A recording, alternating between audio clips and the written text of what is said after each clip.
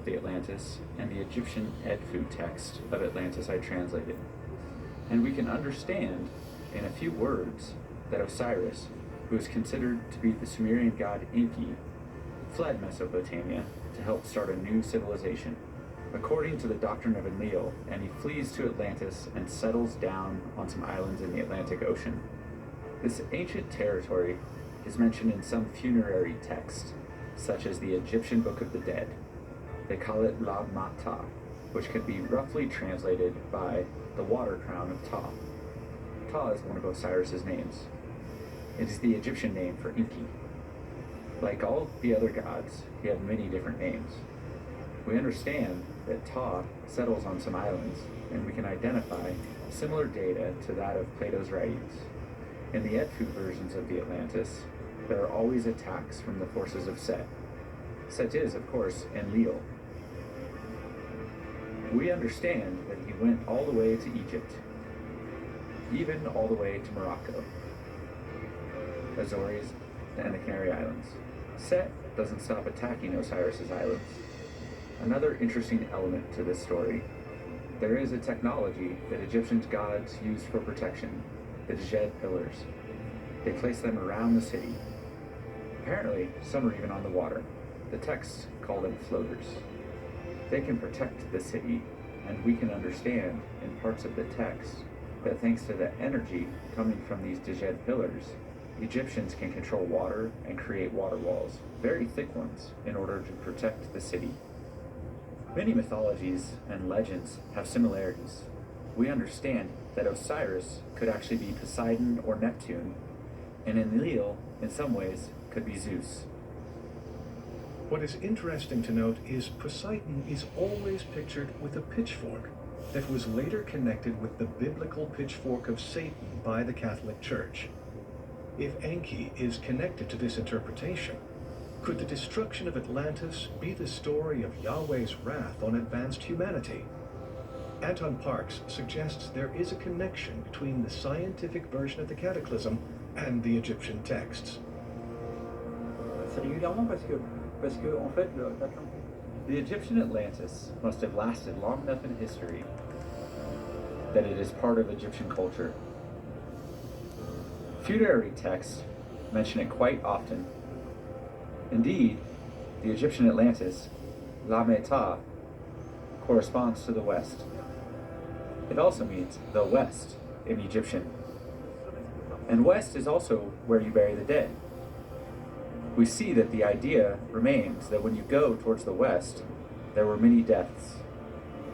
In Egyptian history, Osiris's death happens at the same time as another very singular element, which takes place in the sky. It is the fall of the Eye of Sound found in the Edfu text. This is the destruction of a planet which was in between Mars and Jupiter. This is where we find the asteroid belt, and I believe that a planet used to be there. The death of Osiris is at this point in the story. In 1950, Immanuel Velikovsky published a book called Worlds in Collision. In this book, he discusses that Venus was ejected from Jupiter as a comet, and this passed near Earth, causing catastrophes mentioned in mythologies around the world. Could Anton's translations of the Sumerian text explain this very moment in human history and how it relates to the flood? selon moi, il s'agirait de... In the Edfu text that I translated, they mention the fall of the Eye of Sound. Let me explain. In my opinion, Venus was located close to Moge. It was one of its satellites, and when Moge exploded, its satellite, Venus, is ejected into the solar system, and at some point, it comes very close to Earth. Then there's Osiris's death. According to the text, this was the work of Enlil, who prepared his attack, both on Earth and in the sky.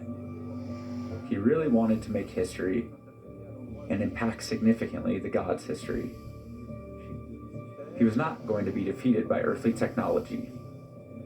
Venus was ejected into the solar system, turns inside it for thousands of years before eventually placing itself where it is today.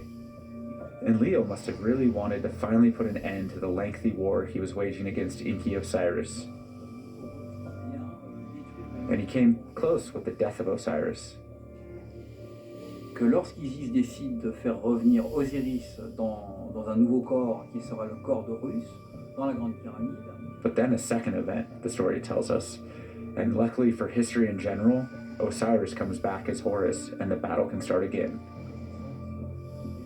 There are many elements that explain these events and that describe how Horus arrives to destroy the evil of the world in order to avenge his father's death.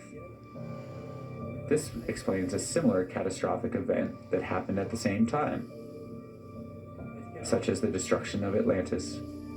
This arrival is most likely a comet, who is actually Horus according to Sumerian text. And this is also when the so-called flood happened, about 10,000 years ago.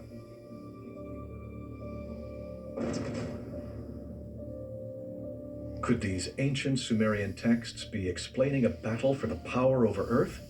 And the destruction not only on the planet, but in the sky? Ancient texts suggest that whoever survived this cataclysm survived to tell the story in Egypt. Plato tells us where the story came from. It came from an ancestor in his family line, Solon, a famous Greek lawmaker, who visited Egypt around 600 BC. And in that visit, he encountered Egyptian priests who told him the story that there had been a high civilization in remote antiquity that had been destroyed in a cataclysm and submerged beneath the sea, that there were survivors. Some of those survivors came to Egypt and founded what would become the great civilization of Egypt in due course. And with the great civilizations of Egypt came the Great Pyramid. Could this ancient knowledge that was now buried beneath the ocean floor have made a resurgence on the Earth's surface?